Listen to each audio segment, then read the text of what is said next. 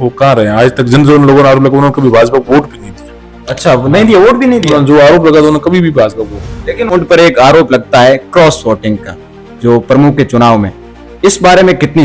और जो आरोप लगा रहे हैं उनका तो कोई खुद का पता नहीं, वो तो कभी वार्ड प्रेस का चुनाव भी नहीं जीते। तो जब भी पोस्ट करते हो ना कभी कभी हनुमान जी की कोई अच्छे कार्य के लिए, नीचे एक हनुमान जी की सेना टूट पड़ती है, सर स्वागत है आपका, बहुत जल्दी आएंगे।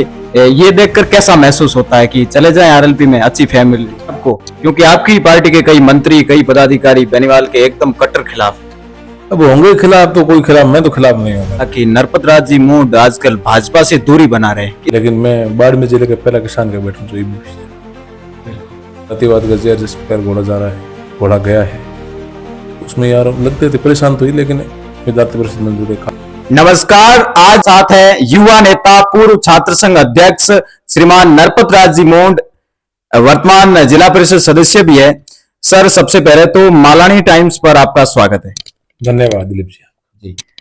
सर, सबसे पहले बात करें तो आप पीजी कॉलेज में अध्यक्ष रहे और आप आरएसएस से भी जुड़े हुए हैं, बीजेपी भी से जुड़े हुए हैं, एबीवीपी के भी कार्यकर्ता रहे हैं। ये क्यों ज्वाइन किया, कब किया, क्या इसके पीछे कहानी है, बताएं सर। स्वयंसेवक तो हम शुरुआत थे, मेरे पिताजी भी स्वयंसेवक थे, तो हम संघ में जाते थे उसमें बाल्यकाल से। और जब मैं कॉलेज में आया तो यहाँ छात्र संगठन एबीपी था, तो उसमें जुड़ गया था। इसमें हनुमान जी को लेकर या के बिश्नोई को लेकर, इसमें सर भाजपा के कार्यकर्ताओं का मैंने कभी कभी ये सुना है, सोशल मीडिया पे देखता हूँ और टच में भी है काफी लोग, वो अंदर से दबे हुए हैं लेकिन बोल नहीं पा रहे, लेकिन वो खिलाफत कर रहे हैं भाजपा की। तो वो तो एक परिपाटी रही और ऐसा विशेष नहीं था। लेकिन मैं बाड़मेर जिले का पहला किसान का बेटा हूँ जो एबीपी से जुड़ा था। बिल्कुल। हाँ, टीचर्स, शिक्षक जरूर थे, लेकिन विद्यार्थी कोई एबीपी से नहीं जुड़ा था। लोग आरोप लगाते थे उसमें भाई ये उनकी पार्टी है, बड़ा सीमावर्ती क्षेत्र है जहाँ जातिवाद का जहर जिस प्रकार घोड़ा जा रहा है, घोड़ा गया है, तो उसमें यार लगते थे परेशान तो ही, लेकिन विद्यार्थी परिषद में जुड़े। लेकिन पूर्ववर्ती सरकार तो कह रही है ये जो भाजपा है ये खड्डे खंड रही है, लेकिन इन दोनों में से जिम्मेदारी कोई नहीं ले रहा है। पेपर लीक का मामला हो या फिर भ्रष्टाचारी हो, इनमें से सर खुलकर बताएं। काफी वर्षों तक, लगभग एक दशक से ज्यादा टाइम मैंने काम किया। सर, आपने एबीवीपी ज्वाइन की, एबीवीपी में ज्वाइन करने के बाद में आपके क्यों ज्वाइन करी, इसकी आपकी राजनीति में, और अगर भाजपा की बात करें तो आपके प्रेरणा स्रोत किसको मानते हैं आप सर? स्वामी विवेकानंद जी को, डॉक्टर भीमराव अम्बेडकर जी को, वीर तेजाजी महाराज को, रामदेव जी को। और एबीपी ज्वाइन करने के पीछे तो ये कि कॉलेज में जब पढ़ते थे तो कॉलेज में तो समस्त छात्र संगठन यहाँ मारवाड़ में दो ही काम करते हैं, एक विद्यार्थी परिषद, एक राष्ट्रीय भारतीय राष्ट्रीय छात्र संगठन है जो कांग्रेस का, उसमें तो मैं एबीपी से जुड़ गया। तो मेरा विचार भी था भाई संघ का कोई ऐसा संगठन हो जो यहाँ कॉलेज कैंपस में काम करे, तो एबीपी काम करता था, उसमें एबीपी से जुड़ गए। तो 2 रुपये रसीद कटा 2007-8 के अंदर।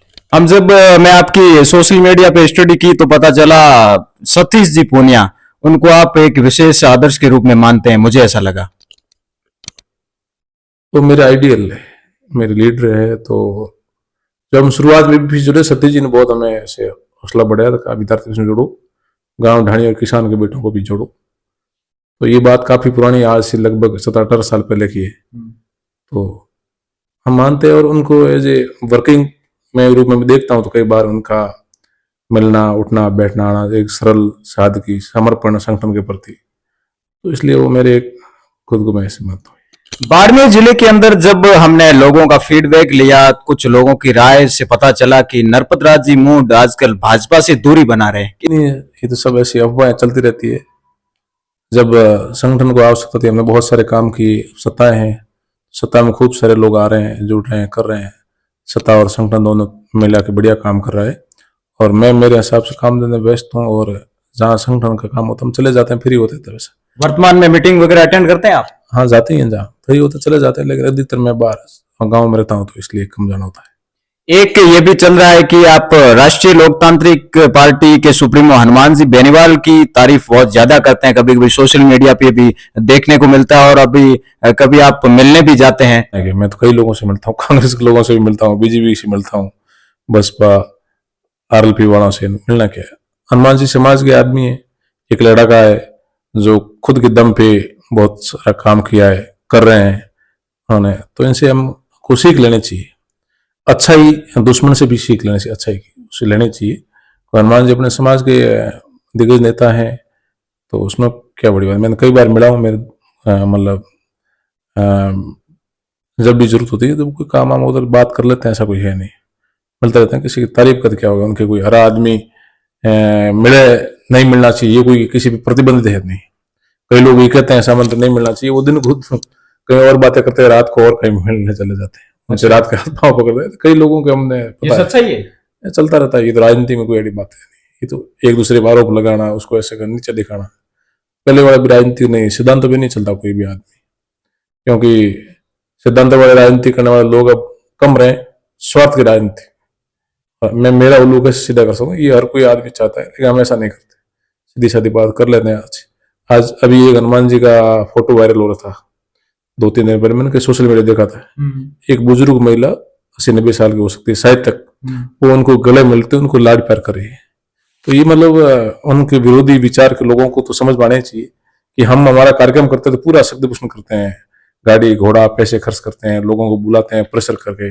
और जिसकी सरकार होती है, जिसका गवर्नमेंट में सिस्टम होता है, वो उसमें प्रेशराइज करके अधिकारी और कर्मचारी को बुला के भीड़ करते हैं ले और पैसे खर्च। लेकिन हनुमान बेनीवाल के साथ कितने सारे लोग जुड़े हैं, ये तो सोचने को मजबूर करता ही है। तो मिलना बढ़िया है, अच्छा है। नहीं, लेकिन आप ये चीजें खुल के बता रहे हैं, इससे पार्टी में नुकसान नहीं है आपको? क्योंकि आपकी ही पार्टी के कई मंत्री, कई पदाधिकारी बेनीवाल के एकदम कट्टर खिलाफ है। अब होंगे खिलाफ तो कोई खिलाफ, मैं तो खिलाफ नहीं हूँ। मैं हनुमान जी कोई खिलाफ नहीं, मैं तो किसी कोई खिलाफ नहीं हूँ। बेबाकी से बोल रहे हो? विभाग से ही बोलते रहे। हनुमान जी का हम कोई खिलाफ नहीं, वो हमारे नेता है समाज की और कदवर है, और उनका विचार रूप से हमारा मतभेद है, लेकिन मनभेद नहीं है, मतभेद जरूर है। मतभेद है? मतभेद है, मैं बीजेपी को वोट करता हूँ, वो आरएलपी के नेता है, लेकिन मैं उनको फॉलो भी करता हूँ। देखते हैं हम देखते हैं उनको, कई बार उनके जो वर्किंग स्टाइल है ना, लोगों में आना जाना। आप जब भी पोस्ट करते हो ना कभी कभी हनुमान जी की कोई अच्छे कार्य के लिए, नीचे एक हनुमान जी की सेना टूट पड़ती है, सर स्वागत है आपका, बहुत जल्दी आएंगे, ये देखकर कैसा महसूस होता है कि चले जाएं आरएलपी में, अच्छी फैमिली? मैं तो शुरुआत से 20 साल से संगठन में अलग अलग काम किया है, तो मैं तो अभी तो कोई ऐसा विचार नहीं, इधर भाजपा से जुड़ा हुआ हूँ, कुछ ठीक है, सब बढ़िया। गुहार लगा रहे हैं आपसे? हाँ, लगा रहे हैं। उनका मैं धन्यवाद करता हूँ, शुक्रिया अदा करता हूँ, ठीक है ना। भविष्य के घर में तो क्या किसने देखा, लेकिन अभी मैं भाजपा से जुड़ा हूँ। अरे नरपत राज जी मोड पर एक आरोप लगता है क्रॉस वोटिंग का, जो प्रमुख के चुनाव में, इस बारे में कितनी सच्चाई है? और आप पर आरोप या फिर किसी के मन में कंफ्यूजन है, उनको आप क्या जवाब देना चाहेंगे? वो तो जो प्रमुख का चुनाव लड़े थे रूप सिंह जी राठौड़ वकील साहब, उनको पूछना चाहिए। लोगों का तो आरोप लगाना काम है, ये तो वो तो अपने भाई पे भी आरोप लगाते हैं, वो तो कोई है नहीं बड़ी बात है। और जो आरोप लगा रहे हैं उनका तो कोई खुद का पता नहीं, वो तो कभी वार्ड प्रेस का चुनाव भी नहीं जीते। तो मेरे से बात करते ना, मेरे सामने बात करें, आरोप लगाने वाला काम आरोप लगाते हैं। वो कहाँ रहे आज तक? जिन लोगों ने आरोप लगा, उन्होंने कभी भाजपा को वोट भी नहीं दिया। अच्छा, नहीं दिया, वोट भी नहीं दिया? जो आरोप लगा था उन्होंने कभी भी भाजपा को वोट नहीं दिया। लेकिन उनमें से कई तो खुद को कार्यकर्ता बोलते हैं सर। कार्यकर्ता दिन को झंडा कहाँ उठा, रात को कहाँ उठा, वोट भाजपा को भी नहीं दिया। 8, 9 का, 14 का, 19 का, 24 के चुनाव में भाजपा को वोट नहीं दिया। चाहे 8 का देखो, 13 का देखो, 18 का देखो, 23 का देखो, नहीं दिया। उन लोगों ने कभी वोट नहीं दिया। अच्छा, एक सर फिलहाल में ही चल रहा है वर्तमान जिला पुनर्गठन को लेकर मामला, जो इस पर सर लोगों में बहुत ज्यादा गुस्सा है, इस पर आपकी क्या प्रतिक्रिया? क्या ये सही है या गलत है, इस पर बताएं सर। देखिए, ये तो मुख्यमंत्री जी ने किया है, उन्होंने सोच विचार किया होगा, लेकिन मेरा व्यक्तिगत मत ये है कि जब धोरीमना ब्लॉक है वो दूर पड़ता है उधर बालोतरा से काफी, वो बाड़मेर के नजदीक होता है। हमारी भी मन में एक जगह से थी, धोरीमना का ब्लॉक है वो बाड़मेर रहना चाहिए था, लेकिन मंत्री जी के विष्णु जी ने उनको सोच विचार किया होगा, ये उनका व्यक्तिगत मत है। लेकिन मेरी इच्छा थी कि इसमें मेरा व्यक्तिगत मत है कि ये धोरीमना ब्लॉक है ना, ये कम से कम बाढ़ में रहता तो उनके लोगों को आने जाने में सहूलियत होती। उन्हें बहुत दूर पड़ता, 200 किलोमीटर पड़ता है, यहाँ 60 किलोमीटर दूर है। इसमें हनुमान जी को लेकर या के बिश्नोई को लेकर, इसमें सर भाजपा के कार्यकर्ताओं का मैंने कभी कभी ये सुना है, सोशल मीडिया पे देखता हूँ और टच में भी है काफी लोग, वो अंदर से दबे हुए हैं लेकिन बोल नहीं पा रहे, लेकिन वो खिलाफत कर रहे हैं भाजपा की। और नहीं कर रहा है, और सब संतुष्टि है, और संतुष्ट हर परिवार में भी नहीं होता है। लेकिन भजनलाल जी की सरकार, के विश्नोई जी बहुत बढ़िया काम कर रहे हैं, क्षेत्र में खूब काम करवाया है। अभी मांगदा तहसील उप तहसील बना दी, पंचायत समिति बन गई, ठीक है। और गुड़ा मलानी में इधर बाड़मेर में डाल दिया इनको, और फिर नौखड़ा भी उपखंड बन जाएगा, पुलिस थाने के लिए रिकमेंडेशन भेज दिए। काम तो हो ही रहे हैं, सरकार ने बहुत सारे काम करे, योजना करे। अभी जो इनके किसानों के जो आधार अनुदान के पैसे थे वो भी काफी रिलीज किए सरकार ने, काम तो कर ही रही। लेकिन पूर्व में जो सरकारें थी उन्होंने बहुत सारा कबाड़ कर रखा है, वो ये खड्डे भरने में समय लगता है, तो धीरे धीरे काम अच्छा ही हो रहा है। लेकिन पूर्ववर्ती सरकार तो कह रही है ये जो भाजपा है ये खड्डे खन रही है, लेकिन इन दोनों में से जिम्मेदारी कोई नहीं ले रहा है। पेपर लीक का मामला हो या फिर भ्रष्टाचारी हो, इनमें से सर खुलकर बताएं, जिम्मेदारी कोई नहीं ले रहा है। तो युवा तो बर्बाद हो रहे हैं, बेरोजगारी बढ़ रही है, पेपर लीक हो रहे हैं, मामला ये है। पेपर लीक में तो काफी हद तक काबू पाया गया है, लेकिन अभी जो 4th ग्रेड का जो ओएमआर शीट में जिस प्रकार नंबर बढ़ाने की जो बात सामने आई है, वो बड़ा गंभीर विषय है, चिंताजनक है। हम माननीय मुख्यमंत्री जी भी हमने पहले पत्र भी लिखा था, और इस पे बड़ी कानूनी कार्रवाई से कड़ी सजा दोषियों को मिले, ताकि बैठे हुए विद्यार्थी जो करीबन 2-3 साल तक तैयारी करते हैं, और जब लास्ट में ओएमआर शीट में किसी नंबर बढ़ जाते हैं या किसी के घट जाते हैं, तो ये बड़ा चिंता का विषय। गांव गरीब देहाती ढाणी के किसान के बेटों की बड़ी दुविधा होती है। इसमें सरकार से किसी भी युवाओं के साथ हमेशा उनका सम्मान करना चाहिए, जो उनकी बात है उनको हमेशा पॉजिटिव रखनी चाहिए। टीकाराम जूली ने विधानसभा में एक कहा है कि भाजपा सरकार के मंत्री जाते हैं लेकिन 2 साल का जश्न मनाए, लेकिन वो एक भी काम नहीं गिनवा पाते। इसमें कितनी सच्चाई है सर? बड़ा आरोप है। नहीं, लेकिन काम तो सब हो ही रहे हैं, क्योंकि राजस्थान में सबसे ज्यादा पंचायतें बनी है बाड़मेर जिले के अंदर, ठीक है ना, और समितियां बनी हैं, राजस्व गांव बने हैं, सड़कें बन रही है, अभी गुड़ा मलानी में जाएगा टेंडर हो गया, घर घर पानी की सप्लाई के, तो बहुत सारे काम हो रहे हैं धीरे धीरे।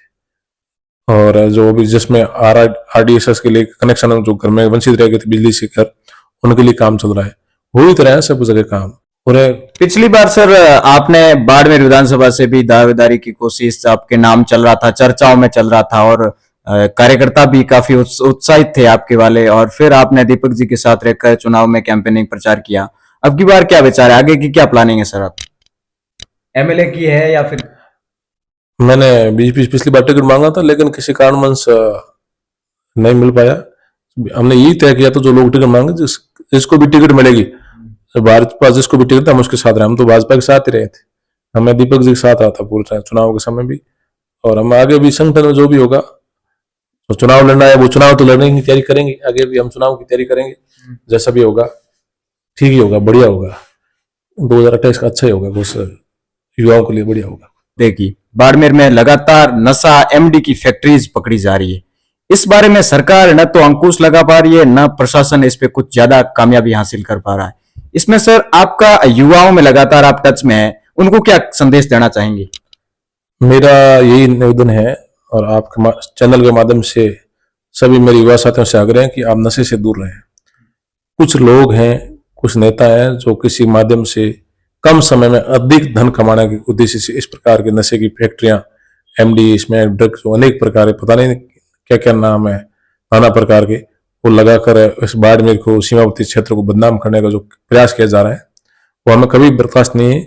और मैं सरकार, आपके चैनल के माध्यम से सरकार और उसके माध्यम से भी मांग करता हूँ कि इस प्रकार का जहां जहां ये फैक्ट्रियां हमें मिली हैं उन पर उचित और कड़ी से कड़ी कार्रवाई हो, और उनकी पूरी एक जांच पड़ताल की जाए, उन्होंने कहाँ से नशा आया, कौन लोग है, उनकी पूरा हिस्ट्री निकाल के एक सोशल मीडिया पे, मीडिया के माध्यम, प्रिंट और इलेक्ट्रॉनिक मीडिया के माध्यम से उनको उजागर किया जाए, ताकि लोगों में, आम जन में ये बात आ सके कि कौन व्यक्ति क्या काम कर रहा है। मित्रों, ये थे नरपतराज जी मोंड, आरएसएस से जुड़े हुए भाजपा के युवा नेता, काफी अच्छे वक्ता भी हैं। आपसे बात करके बहुत अच्छा लगा सर, और काफी क्वेश्चंस जो हमारे दर्शक पूछ रहे थे, शायद अब कंफ्यूजन दूर हो।